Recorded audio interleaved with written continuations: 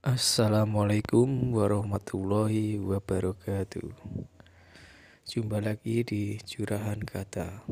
Pada kesempatan ini saya ingin membagikan tentang teori Law of Attraction yang akan dijelaskan oleh Dr. Farudin Faiz. Semoga bermanfaat. Selamat menonton. Saya buka dengan quotes yang populer sekali dari Buddha untuk memahamkan kita, mengantarkan kita ke gagasan utamanya Law of Attraction. Menurut saya quotes ini nanti jadi kuncinya sampai ke belakang. Dan inti teorinya mungkin ya ada di quotes ini. Jadi ada satu quotes dari Buddha yang bunyinya, apa yang engkau pikirkan, seperti itulah nanti engkau akan menjadi. Apa yang engkau rasakan, itulah nanti yang akan engkau tarik. Maksudnya engkau hadirkan yang akan terjadi dalam hidup. Dan apa yang engkau bayangkan, itulah nanti yang engkau ciptakan. What you think, you become. What you feel, you attract. What you imagine, you create. Teori Law of Attraction ini nanti sebenarnya intinya ada di sini, ada di satu quotes ini. Quotes ini dari Buddha. Ya seperti tadi saya bilang, teori Law of Attraction ini diramu dari berbagai tradisi spiritual oleh beberapa tokoh. Nanti kita lihat siapa saja tokoh-tokoh itu ya, antara lain.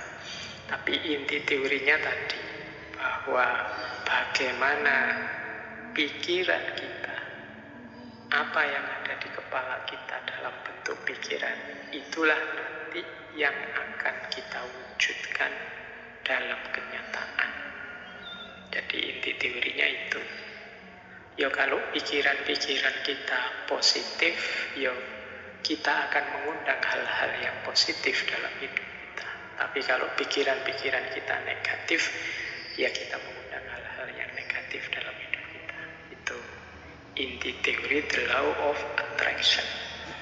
Makanya kalau harus didefinisikan secara ringkas, The Law of Attraction itu hukum tarik-menarik. Jadi apa yang kita fokuskan dalam pikiran kita, itulah yang akan ditarik hadir dalam hidup kita. Kalau kita fokus pada hal yang negatif saja, maka akan hadir peristiwa-peristiwa hal-hal yang negatif. Kalau yang positif juga akan hadir hal-hal peristiwa-peristiwa yang positif. Jadi untuk sementara itu dulu secara definisi.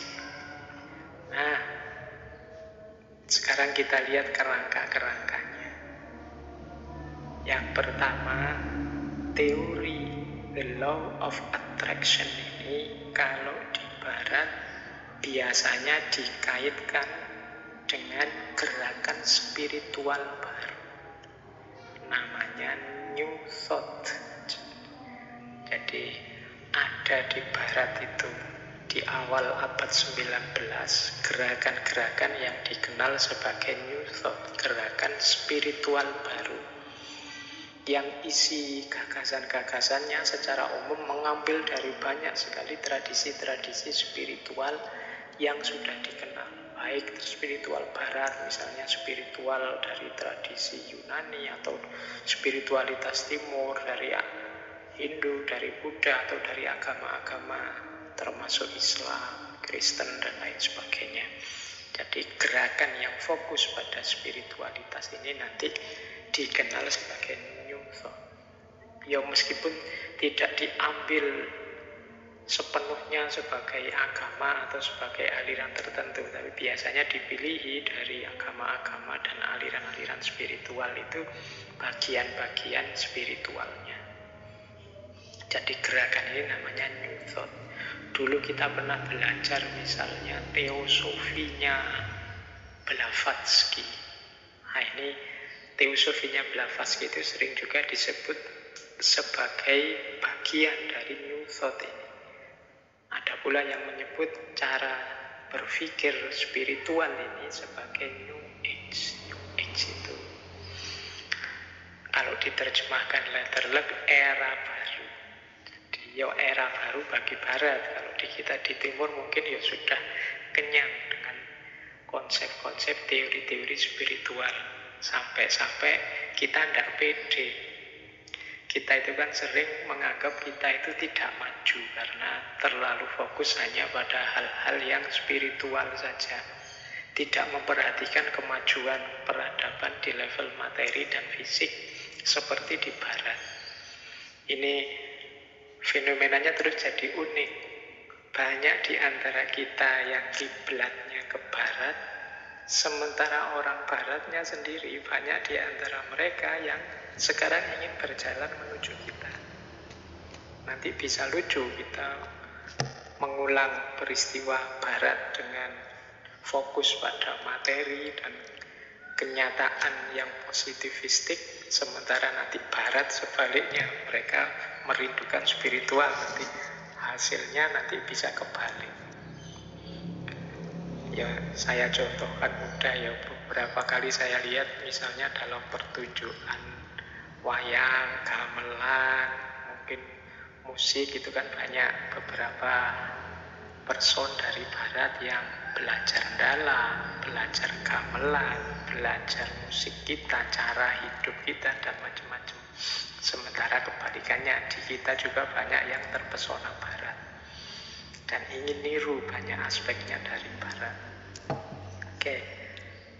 Nah, jadi the law of attraction itu konteksnya seperti itu. Berawal dari kerinduan spiritualitas Barat, maka mereka menggali banyak sekali khazanah-khazanah spiritual.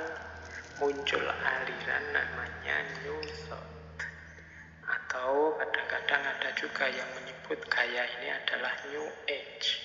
Tadi saya sebut tokohnya misalnya Helena Blavatsky, atau nama lain yang sering disebut juga sebagai pelopornya New Thought ini, Phineas Kimby atau Prentice Mulford, atau kalau khusus untuk The Law of Attraction ini mungkin teman-teman pernah mendengar misalnya nama Napoleon Hill, atau yang bukunya populer sekali di Indonesia judulnya The Secret, Rhonda Byrne. Ini penulis, jurnalis, produser televisi dari Australia yang aktif sekali, intensif sekali menyebarkan gagasan-gagasan The Law of Attraction ini, baik lewat acara-acara TV-nya maupun bukunya yang kalau di Indonesia jadi bestseller itu yang judulnya The Secret. Jadi itu kerangkanya itu. Ya, kalau dari sisi kerangka framework konsep atau aliran spiritualnya, ya, ada yang menyebut The Law of Attraction ini campuran antara Hermetisme. Hermetisme ini aliran spiritual yang ada di Yunani kuno. Kemudian ada juga transendentalisme, konsep spiritual, agama-agama, konsep-konsep tokoh sufi kalau dalam Islam, tokoh-tokoh spiritual, Buddhisme, Hinduisme, dan lain sebagainya. Ini diramu, kemudian salah satunya muncullah teori The Law of Attraction. Yang pertama itu. Yang kedua, Law of Attraction ini merupakan salah satu worldview, pandangan dunia di antara banyak pandangan dunia spiritual yang lain. Jadi New Thought tadi punya beberapa, kalau bahasa mudahnya kita sebut saja natural law. Ada hukum alam tapi di aspek spiritual. Selama ini kita ngertinya hukum alam itu kan aspek fisiknya. Jadi natural law itu bayangan kita selama ini, sesuai teori yang kita pahami selama ini, itu ya hukum alam yang eksakta, ya kayak matahari terbit dari timur, kemudian apalagi bulan mengelilingi matahari, dan macam-macam air kalau direbus 100 derajat dia mendidih dan lain sebagainya, natural law yang eksak. Tapi ini hukum alam yang metafisik, bukan hukum alam yang fisik. Nanti ada kita tengok beberapa, termasuk natural law, termasuk law of attraction. Jadi ciri pertama dia new thought, ciri kedua dia natural law, tapi natural law yang metafisik. Yang ketiga, natural law ini punya gagasan, kalau bahasa filsafatnya mind over body. Jadi mind over body ini pikiran yang menguasai tubuh, yang rohani lebih penting daripada jasmania. Ini kalau di kita pandangan ini biasa sekali. Kita belajar mistisisme, kita belajar tasawuf, itu asumsi besarnya adalah mind over body. Yang rohani itu yang esensial. Sementara yang jasmani ini sifatnya parsial temporal. Nah, kalau di barat tapi ini wacana yang luar biasa, karena barat modern itu kan sering melihat dunia ini di aspek materinya saja. Makanya teori-teori sains itu sering disebut positivistik. Positivistik itu hanya percaya pada yang ada faktanya dan yang masuk akal saja. Kalau tidak ada faktanya, tidak percaya. Kalau tidak masuk akal, tidak percaya. Nah, ini pandangan kebalikan dari mind over body. Dia butuh fakta dulu, butuh kenyataan dulu, baru percaya. Ya kalau teman-teman sering posting di medsos, terus teman mau menyampaikan sesuatu, terus kalian balasnya, kalau tidak ada fotonya atau tidak ada videonya, tidak percaya. Tidak ada fotonya berarti hoax. Butuh fakta dulu, butuh bukti nyata dulu, baru percaya. Ini sebenarnya tradisi modern yang dikenal sebagai positivistik. Misalnya tentang yang goib-goib, kita tidak percaya dulu sama yang goib-goib sebelum ada faktanya. Itu kalau kita orang yang beragama agak kesulitan menggunakan logika ini, karena keimanan kita itu isinya ya sebagian besar hal-hal yang metafisik, yang tidak bisa diakses langsung oleh panca indera. Jadi kalau kita punya pandangan body over mind, susah kita. Jangan-jangan ini yang membuat kadang-kadang hari ini kan kita banyak ini membawa kamera ke kuburan-kuburan, bahwa ingin membuktikan ada yang gaib bener, ada hantu bener apa enggak, ada jinnya bener apa enggak. Itu kan karena kita ingin membuktikan bahwa di situ secara fisik bisa difoto atau bisa digambar tentang manifestasi yang gaib-gaib itu. Ya namanya gaib ya susah sebenarnya dicari fakta fisiknya, wong dia karakternya metafisik. Tapi kan kita menuntut terus bukti fisik. Nah ini jangan-jangan memang paradigma berpikir kita paradigma yang body over mind. Jadi menuntut fakta nyata dulu sebelum percaya. Ini agak berat bagi kalangan agamawan. Nah di barat mulai ada kesadaran mind over body, termasuk munculnya the law of attraction ini. Kita lanjutkan, silakan ambil nafas sebentar. Nah, kita lihat lagi ya tadi yang tentang natural law tadi.